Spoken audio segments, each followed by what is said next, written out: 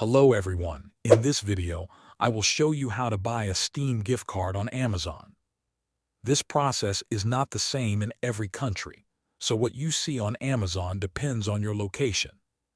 If you are in the United States and you open the official Amazon website and search for Steam gift cards, you will usually notice that Steam gift cards do not appear.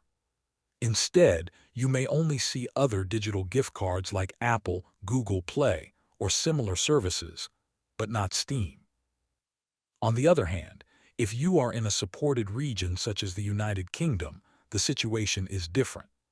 On Amazon UK, you can search for Steam gift cards and you will often find different Steam wallet options available.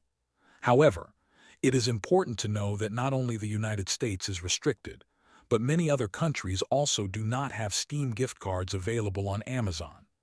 When you find a Steam gift card in your region, the buying process is simple.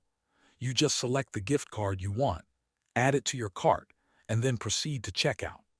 Complete the payment using your Amazon account linked with Amazon.com. After purchase, you will not receive a physical card. Instead, you will get a digital code.